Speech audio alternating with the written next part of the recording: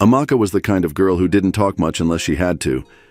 She wasn't shy, just quiet. She had deep brown eyes that didn't miss anything, and when she smiled, it was soft, like someone who didn't smile often, but when she did, you'd know it was real. Her life had never been easy. Her mother was sick back home in the village, and Amaka had become the only one sending money for food and medicine. Her younger siblings were still in school, and their father had died 2 years ago. She had come to Lagos hoping for something, anything, that would lift her out of the hole she was sinking in.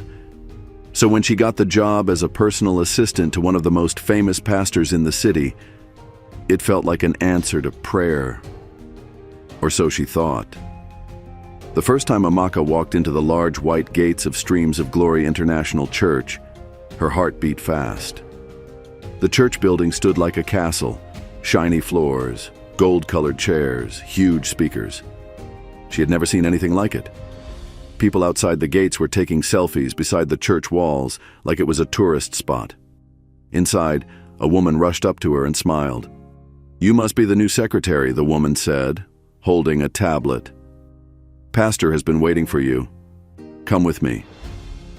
Amaka nodded quietly and followed her through the hallway. Every step she took made her shoes sound loud on the tiled floor. Her pink shirt was neatly ironed and her blue skirt reached her knees. She had plaited her hair the day before and packed it into a clean bun.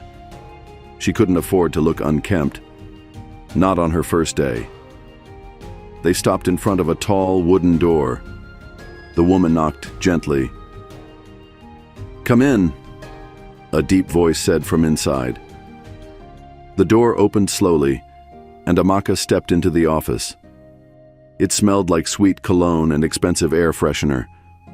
A large desk sat in the middle of the room with a soft-looking chair behind it. A man in a white suit sat there, his eyes fixed on a document. He looked up. "You must be Amaka," Pastor John said with a wide smile. His voice was smooth like a radio host, and his eyes sparkled like someone used to being admired.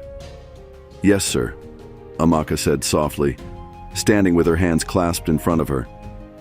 Come," he said, rising from his seat. "Welcome to the team. I've heard good things about you." She walked forward and shook his hand. It was warm, firm, and held on for 1 second longer than necessary. "Thank you, sir." "Sit down," he said, pointing to the chair across from him. "Let's talk." Amaka sat, trying to hide the nervous feeling building in her stomach. "This job," Pastor John began, "is not just any job. Working close to a man of God is like being part of something special.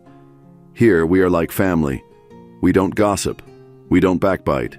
We protect each other." "Yes, sir." Amaka nodded. "I believe in loyalty.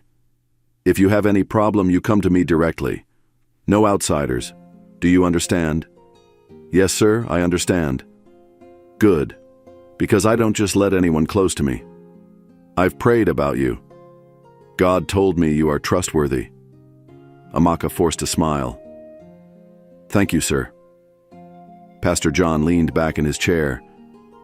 "I hope you're ready. This job will take a lot from you. Long hours, events. Sometimes you'll stay late. You're okay with that?" "Yes, sir." He nodded, still smiling.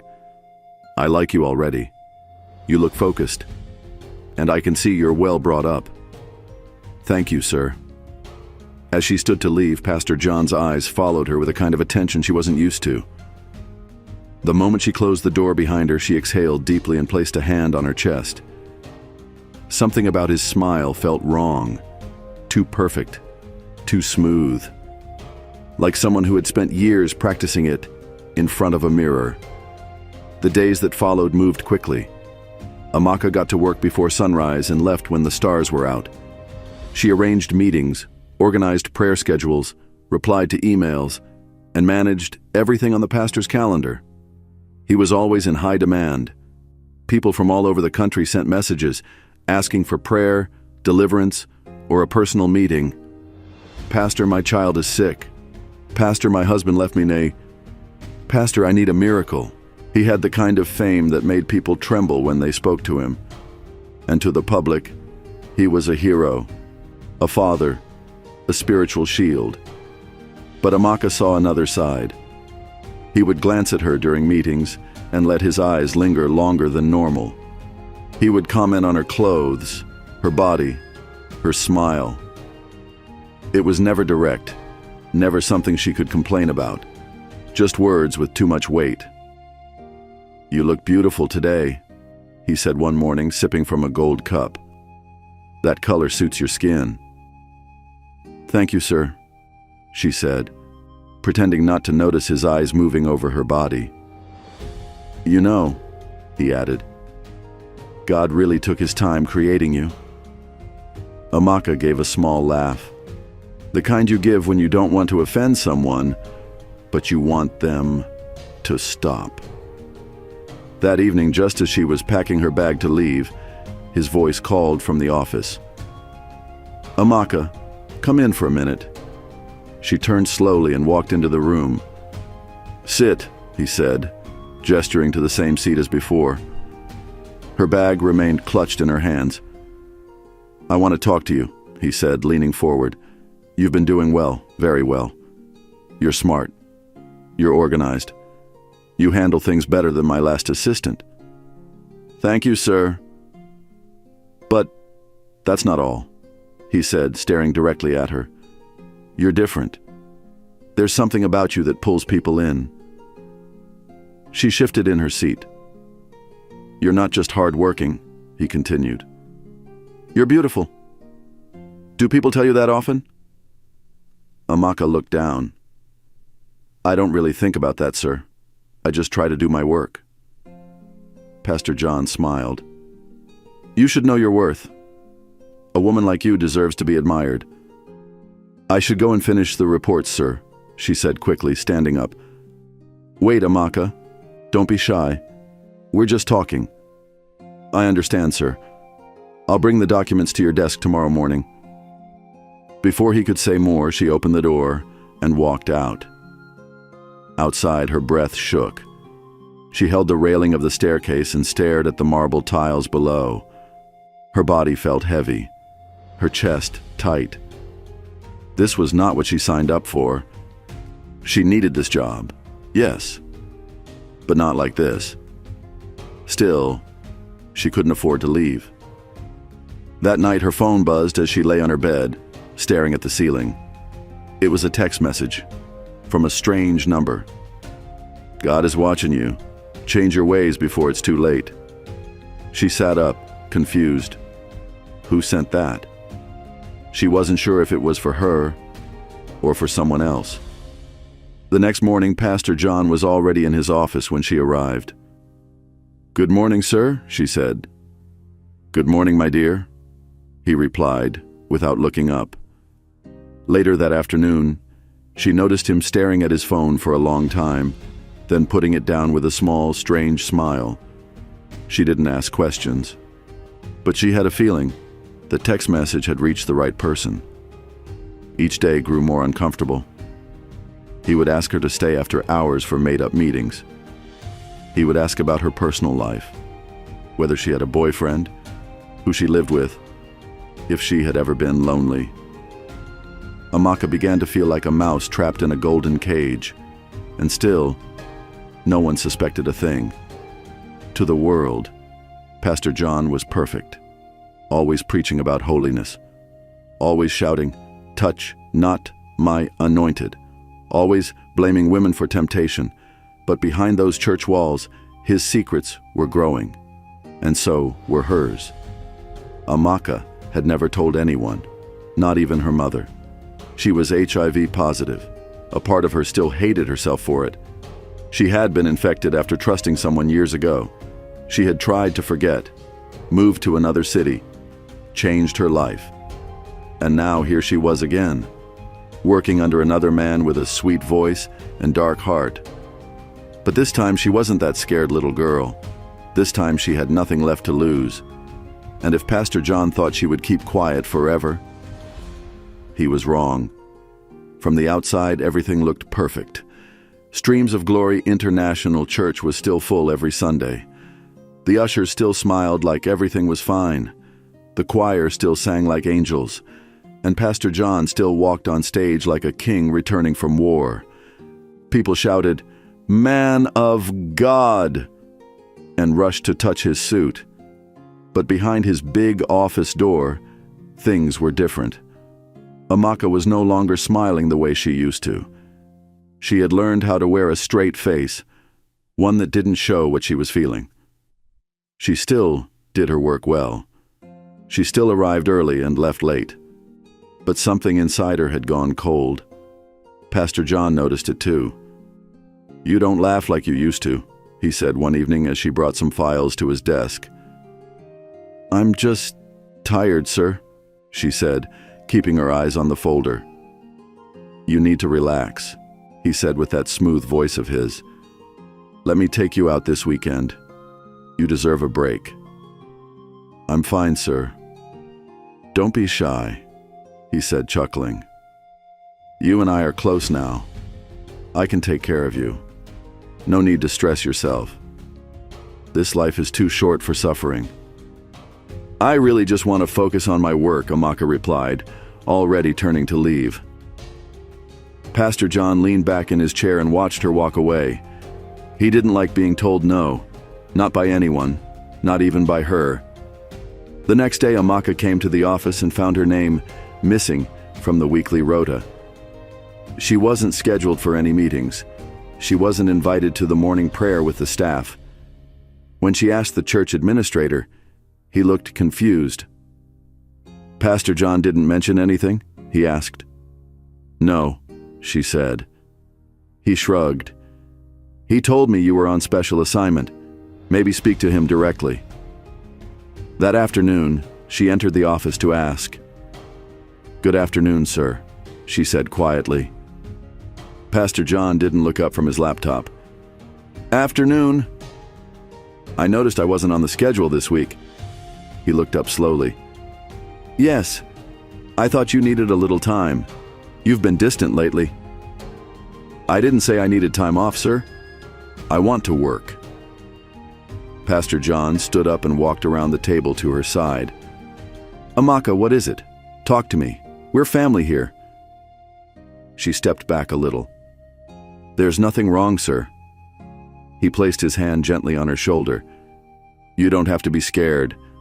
I'm not angry with you. I just feel like we're not as close as before. I miss the way you used to smile when you came in." She nodded, trying to stay calm. He moved his hand from her shoulder to her back. "You know I care about you, right?" "I know, sir." "You're special," he said softly. "God showed me that. I've never met someone like you. So strong, so beautiful." Amaka's heart was beating fast now. She took a step away. "I'll return to my desk now," she said quickly. But Pastor John blocked her path. "Why are you always running away from me?" he asked. "Did I offend you?" "No, sir," she said, her voice steady but her eyes cold. "Then don't treat me like a stranger. I just want to do my work, sir." He stared at her for a long second, then sighed and stepped aside. "Go," he said quietly. Amaka walked out fast, her hands shaking as she closed the door behind her. That night, she didn't eat. She sat on her bed in the small apartment she shared with two other girls and stared at the wall. Her roommates were in the other room watching a movie, laughing. But inside Amaka, nothing was funny. Her phone buzzed again. This time, it was another message from that unknown number. "You're doing well. Don't stop." She didn't know who was sending the messages, but she didn't care. All she knew was that something had shifted, and she wasn't afraid anymore. The next few weeks passed slowly. Pastor John started using his power in small, dangerous ways. He removed her from important meetings. He gave some of her tasks to another assistant. He began correcting her in front of other staff, even when she hadn't done anything wrong. "Next time, don't mix up my files," he snapped one morning during a planning session. "You need to be more organized." Amaka looked up. "I didn't touch that file, sir. You gave it to Sister Grace." "Are you saying I'm lying?" he asked, raising his voice. "No, sir. I'm just saying I wasn't the one who handled it." He turned to the rest of the staff. "You all see why loyalty is important. Some people can't be trusted with small things." Amaka didn't say another word. She just nodded and looked down at her notes. Later that day, Grace found her by the stairs and whispered, "Why is he turning against you?" Amaka shrugged. "I guess I'm not holy enough." Grace frowned. "But you used to be his favorite. What happened?" Amaka smiled faintly. Maybe he found another favorite. At night, she began to record her thoughts on her phone. She would sit in the dark and speak in a low voice. Day 23. "He tried to touch me again today. I said no. I think he's punishing me now, but I won't break. I won't run." She saved every voice note in a hidden folder and backed them up to an online drive, just in case. She also began taking pictures of documents, private letters, secret emails, and messages from female church members who had strange things to say. Some of them were just as scared as she had once been. But now, she was no longer afraid. One evening, after midweek service, Pastor John called her again. "Come to my office. We need to talk." She knew what was coming, but she walked in with her head high. He was sitting with his suit jacket off, a glass of red juice on the table beside him. "Close the door," he said. She closed it quietly. "Sit down." She sat. "Why are you behaving like a stranger?" he asked, staring at her hard. "I'm not," she replied. "You used to listen to me. Now you question everything. You used to laugh. Now your face is stiff. Why?" She didn't answer. "Do you think I don't see what you're doing?" he asked. "You think you're the first girl to come here and act holy? I've helped many people before you. I can still help you." "I didn't ask for help, sir," she said. He stood up slowly. "You think I need your permission? You think you can make me look foolish? Who are you, Amaka?" "I'm your secretary, sir," she said, standing too. "And I think we're done here." He moved close to her, close enough to smell his breath. "You don't know who you're dealing with." "I think I do," she said. Her voice was calm, but her hands were tight. They stared at each other for a few seconds. Then she turned, opened the door, and walked out. As she reached the bottom of the stairs, her phone buzzed again. This time the message was different. "He will fall. Just wait." That night she looked at her reflection in the mirror for a long time. She was not the same girl who had walked into the church office weeks ago. That girl had been scared. But this one was ready. Ready for whatever came next. The office was too quiet that evening. Amaka could hear the ticking sound of the wall clock behind her desk. 1, 2, 3, slow and steady, almost like it was counting down to something. Everyone else had gone home. The lights in the hallway were off. The only light still on was coming from Pastor John's office. She could see it glowing through the space under his door. She didn't want to go in there, not again, but the message had been clear. "Come and see me before you leave." She sat at her desk for a few minutes, hoping he'd change his mind and tell her not to bother. But no message came. Just that single glowing light and the feeling that something big was about to happen. She stood up, fixed her blouse, and walked slowly toward the office door. Her shoes made soft clicks against the floor.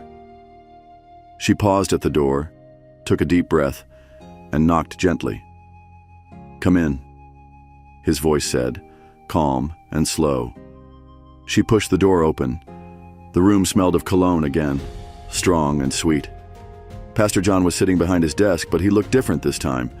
His suit jacket was off, his tie loose, and the top 2 buttons of his shirt were open. His phone was on the table, screen face down. A glass of red juice sat beside it. "You're late," he said, his eyes watching her carefully.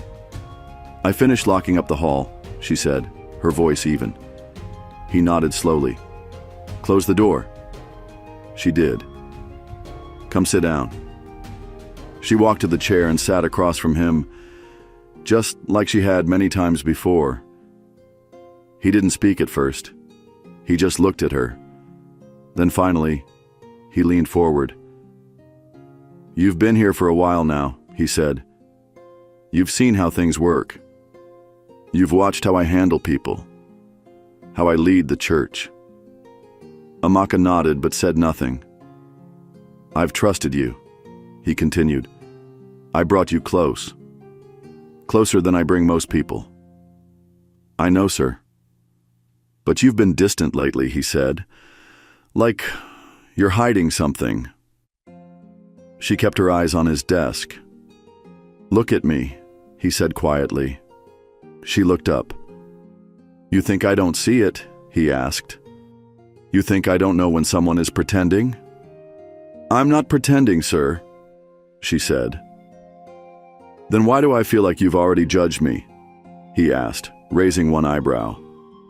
"Like you've made up your mind about me without even knowing the full story." She opened her mouth, then closed it again. "Let me tell you something, Amaka," he said, standing up slowly. "Ministry is hard. People expect too much from us. They think pastors are angels, but we are still men, flesh and blood, weak sometimes." He walked around the desk and stood close to her. "I never forced anything on you," he said. "Never." Her jaw tightened, but she didn't move.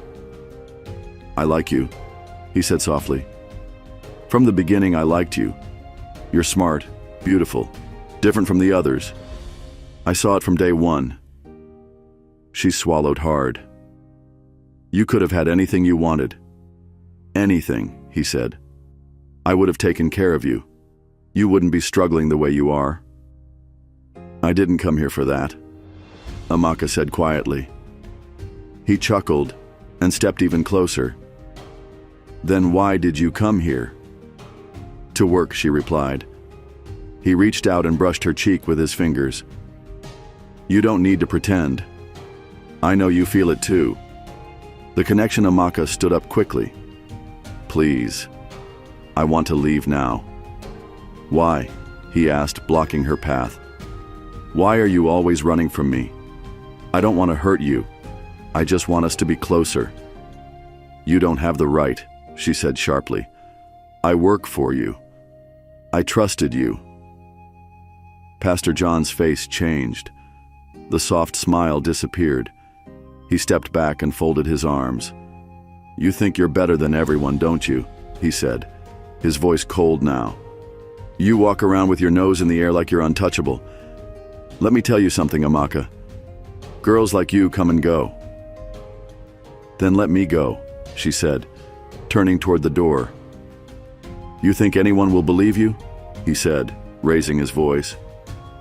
"You think anyone will believe a secretary over their pastor?" She stopped. Her hand rested on the doorknob.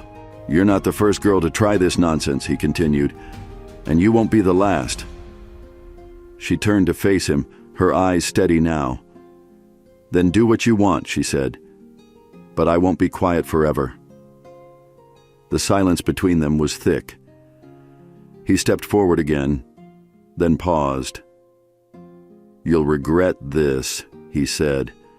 Amaka opened the door and walked out without another word. But something inside her had broken open, and now there was no going back. The next day, she showed up at the office just like normal. She wore a calm face. She answered phone calls, typed out memos, scheduled meetings. Pastor John acted like nothing had happened. "Good morning," he said when she walked in. "Morning, sir," she replied. He smiled, charming as ever. "Busy, day ahead. We're meeting with the partners from South Africa at noon." "Yes, sir." He carried on with his day like a man with a clean heart.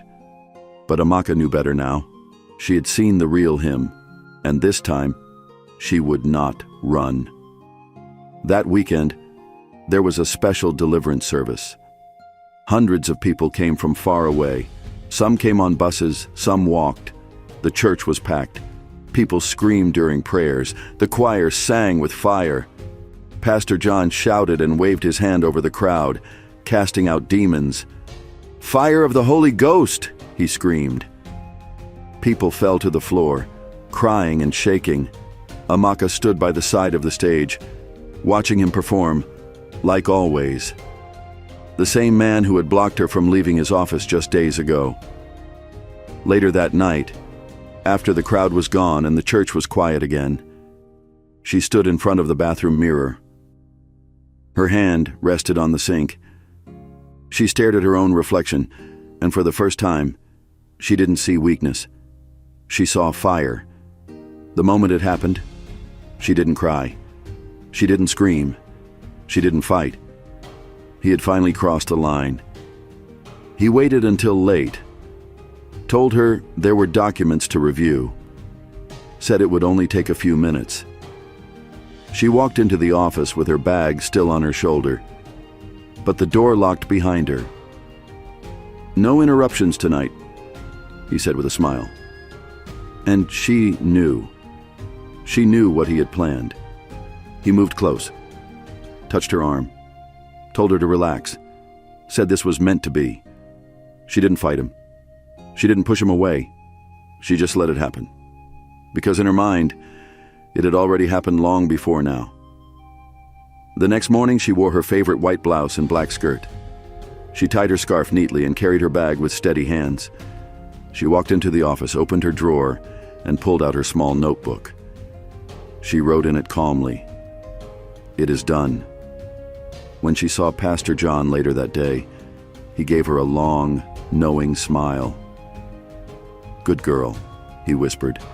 "You're part of the family now." She smiled back, but in her eyes, there was no warmth, only silence. 3 days later, his phone buzzed at midnight. Another message. This time, it was not just sin. It was a mistake, a very big one. He stared at the screen for a long time. Then he sat up in bed, his chest tight. He went to the bathroom, splashed water on his face, looked into the mirror, and for the first time, the confident man of God didn't like what he saw. Amaka traveled to the village the next week. Her mother was lying on the small bamboo bed in their one-room house. Her face was pale, her breathing soft. Amaka knelt beside her and held her hand. "Mama," she whispered, "I came to see you." Her mother opened her eyes slowly and smiled. "You look tired," she said. "I'm okay." "You don't look okay." Amaka shook her head. I had to do something, Mama." "Did you do it?" "Yes." "Then stop crying inside." Amaka smiled sadly. "I want us to be free," she said. "We will," her mother replied. "One day we will." Amaka stood up and walked outside. The wind was gentle. The trees danced slowly. She looked at the sky, and for the first time in a long time, she breathed freely. The mask was off, and the real story was just beginning. Pastor John stood in front of the mirror in his bathroom, staring at himself. His eyes were red. His face looked pale, like someone who hadn't slept in days. He splashed more water on his face, but it didn't help. Something wasn't right. His hands were shaking. His chest felt heavy. He touched his forehead. Hot. Too hot. He walked back into the bedroom and sat on the bed.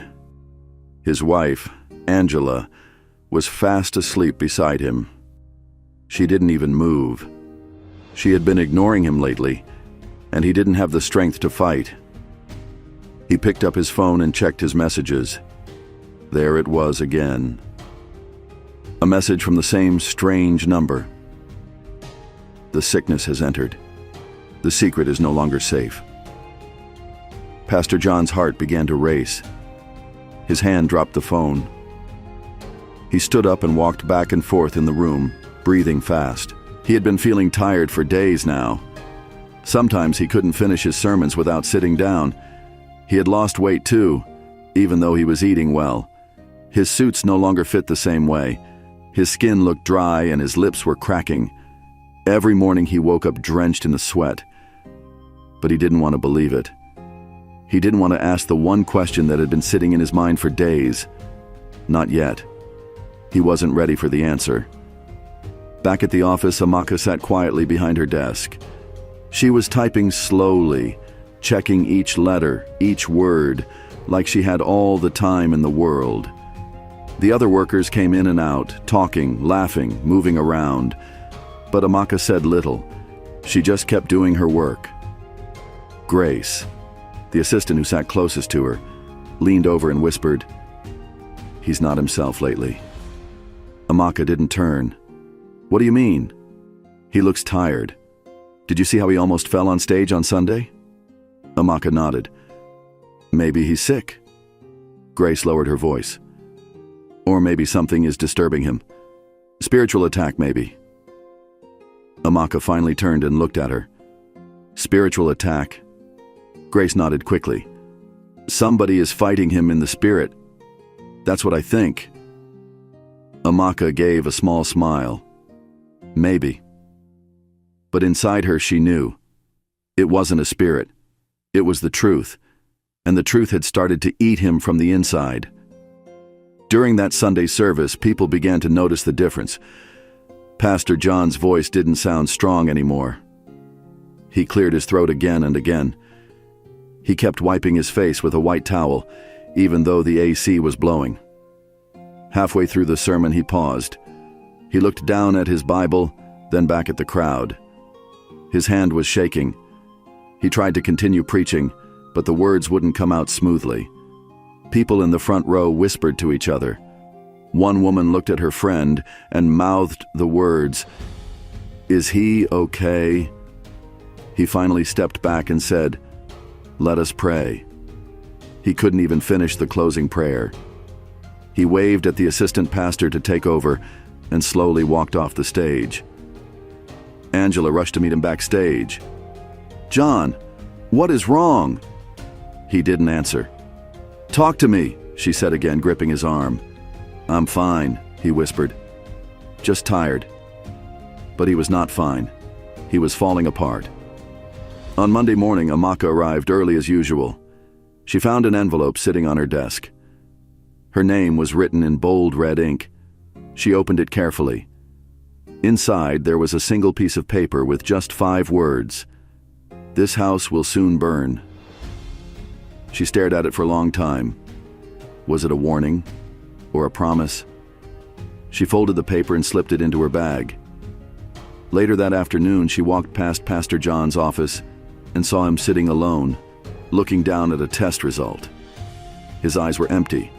His hands were frozen on the paper. She knocked softly. He looked up. His face was pale. His lips looked dry and gray. "Yes?" "I brought your meeting notes, sir," she said. He didn't speak, just nodded slowly. She placed the papers on his table and turned to leave. Just before she stepped out, he spoke. "Amaka." She stopped but didn't turn. "Did you ever feel sick around me?" She stood still for a second, then answered, "No, sir," and walked out. Her voice was calm, but her heart was racing. She knew what he had just read, and she knew his world was beginning to shake. By Wednesday, the church elders had started asking questions. They called for a private meeting. One of them, Elder Martins, stepped into the office and spoke softly to Amaka. "Please tell Pastor John we need to see him. It's urgent." She nodded and picked up the phone on her desk. Pastor John answered after a long pause. "The elders want to see you, sir," she said. "I'll come soon," he replied, his voice barely a whisper. He didn't come out for another hour. When he finally did, he wore dark glasses, even though it wasn't sunny. He walked slowly, like a man with a weight on his back. He didn't speak to anyone as he passed, not even the staff who greeted him. The meeting lasted for almost 2 hours. When he came out, his wife was waiting by the door. He walked straight past her. "John!" she called. He didn't answer. She followed him into his office and slammed the door behind her. "You told me it was stress," Angela shouted. "You told me you just needed rest." "I didn't know," Pastor John said, his voice tired. "You didn't know? You didn't know you were dying? Keep your voice down." "No, I will not keep my voice down. You are my husband, John. We sleep in the same bed. You didn't even tell me." "I just got the results," he said. I didn't want to believe it. Angela stared at him, her mouth open in shock. "So it's true? You're HIV positive?" He looked away. Angela stepped back, her hands shaking. "John, who did this to you?" she asked. "Who?" "I don't know." "Don't lie to me," she said, her voice sharp. "Who have you been sleeping with? Who brought this into our home?" "I said I don't know." Angela turned away, breathing fast. "You disgust me," she said. "You're not a man of God. You're a disgrace." "Angela, please, don't touch me," she screamed. "Don't ever touch me again." She stormed out of the office and slammed the door behind her. Amaka, who had heard everything from her desk, quietly closed her notebook and picked up her bag. She didn't need to be here anymore. The fire had started, and it was spreading fast. That evening, Amaka got a message on her phone. This time it wasn't from the strange number. It was from a journalist. The message said, "Are you ready to talk?" She stared at the message for a while, then typed, "Let's meet. Tomorrow, do see." She deleted the message thread and turned off her phone. Her fingers were steady. Her heart was calm. She wasn't scared anymore. She was done playing nice. By the end of the week, things got worse. Members started leaving the church. Some had heard rumors. Some had noticed Pastor John's weight loss and strange behavior. Whispers filled the church halls. "Something is wrong with Pastor. He hasn't preached in days." His wife moved out. "What's happening?" Pastor John canceled 2 Sunday services in a row. He said he was taking time to pray and fast. But no one believed him anymore. Then on Monday morning, a brown envelope arrived at the church gate. It was addressed to the Board of Elders. Inside were photos, pictures of Pastor John in his office, pictures of messages from female members, pictures of hotel bookings, voice notes, and one sentence at the bottom, "You covered his sins for too long. Now, cover his shame." The elders gathered again. This time their faces were hard. They didn't invite him to the meeting. They decided without him. The next day, a letter was posted on the church bulletin board. "Pastor John is taking a personal break for health reasons. Assistant Pastor Emmanuel will lead until further notice." Nobody clapped. Nobody said amen. The crowd just stared. And slowly, quietly, people started leaving the church one by one. That night in his house, Pastor John lay on his bed, alone. His phone buzzed again. He picked it up with a weak hand. Another message. "This is just the beginning." He dropped the phone on the floor and closed his eyes. The fire was now everywhere. And it had reached him too. The hospital room was quiet. Too quiet. Pastor John lay on the bed, staring at the ceiling. His body was weak. His face had lost color. The drip beside him made a slow beeping sound that echoed in the silence. He could still hear the choir singing in his dreams. He could still see the lights, the crowd, the camera flashes. But all that was gone now. The stage was empty. His name was no longer on the church banner. The gate man had stopped calling him Daddy.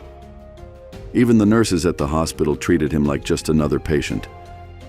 He turned his head slowly and looked at the chair beside the bed. Angela wasn't there. She hadn't come since the day she screamed and left the office. Not even a text. Not even one word.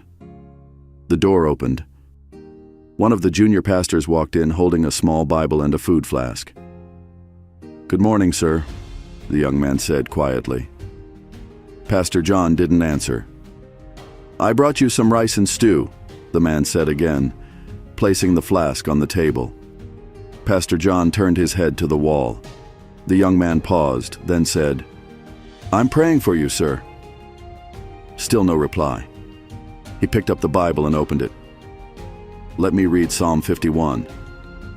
"No," Pastor John whispered. The young man stopped. "Sir." "I said no," Pastor John repeated louder this time. The young man slowly closed the Bible and left without saying another word. The door closed again. The silence returned. Far away, in a small cafe behind a petrol station, Amaka sat with a man in a red shirt. He looked ordinary, but he wasn't. He was a reporter. His phone was on the table, the recorder blinking red. "Say that again," he said. Amaka leaned forward. Her voice was steady. "I said, he forced himself on me, but I let him think he won." The man blinked, clearly surprised by her calm tone. "You do know what that means?" he asked. She nodded. "Yes." "You're telling me you stopped taking your medication?" "Yes." "And you knew what you were doing?" She didn't answer. She just looked at him. He sat back slowly. "Why?" Amaka looked down at her hands. They were folded neatly in front of her. Her nails were clean. Her face was calm. "Because he destroyed me," she said quietly. "He destroyed my trust, my hope, my peace." "And this was your way of fighting back?" "It was the only way," she said. The reporter looked at his phone again, then looked at her. "You do realize that if this comes out, you're not just a victim anymore?" Amaka nodded.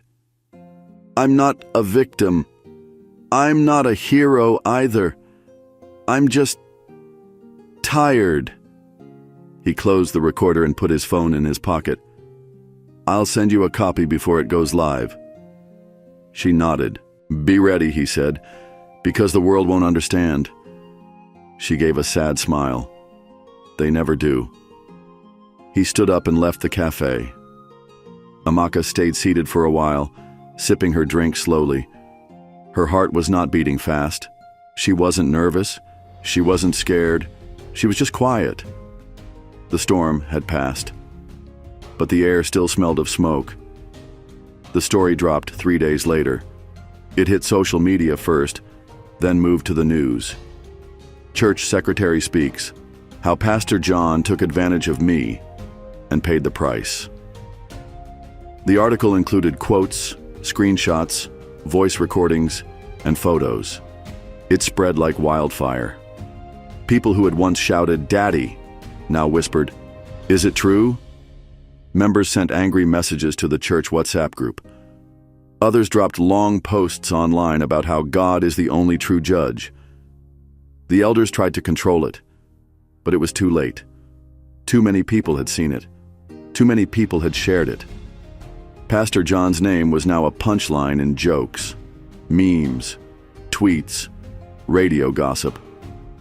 A man who once commanded full stadiums now sat in a hospital room where nobody came. Angela came to see him 2 days later. She walked in quietly, stood by the door, and didn't move. Pastor John turned his head and saw her. She looked tired. She was holding a white envelope. "I came to give you this," she said. He didn't speak. She placed the envelope on the table. "It's the divorce papers." Still, he said nothing. She sighed. You didn't just break your body, John. You broke everything. The trust, the marriage, the calling. He turned his face to the wall again.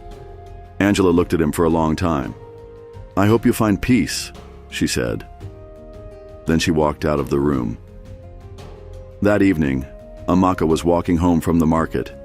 She had just bought foodstuffs, Gary, oil, pepper. She walked slowly, carrying her nylon bags. Her head was full, but her heart was still. A small boy ran past her with a newspaper in hand. The headline on the front page made her stop. Police investigating former pastor over rape allegations. Amaka stood still. The words were big, clear, bold. She knew it was coming. She had waited for it. She turned and continued walking. When she got home, she boiled water for tea and sat by the window. Her roommates were not home. The room was quiet. The breeze was cool. She sipped her tea and looked outside. The sun was going down. She smiled to herself. Maybe now she could breathe. But she didn't know that the police were already watching. They had gotten a tip, not just about Pastor John, but about her. The reporter had sent the audio to the station. It had been added to the file. They had listened to her voice again and again. I stopped taking my medication. I let him think he won. They replayed it, paused it, wrote it down, then signed the warrant. 2 days later, a knock came on her door. It was early morning. She had just brushed her teeth and was boiling yam in the small pot. Who is it? She asked. Police. She froze. Open the door, the voice said again. She opened it slowly. 3 officers stood outside. Are you Miss Amaka Okoye? Yes. You are under arrest for knowingly infecting someone with HIV. She didn't move. She didn't cry. She just stepped back and said, Okay. They handcuffed her gently. Her neighbors came out, whispering, What did she do? Is it about the pastor? She looked too quiet. As they led her away, Amaka looked up at the sky. It was cloudy. No sun, no wind, just gray. She didn't scream. She didn't beg. She had told her story. She had spoken her truth. And now, whatever came next was out of her hands. Thanks for watching. If you enjoyed this story, please leave a like and subscribe. Here's another interesting story to watch. Click to watch now.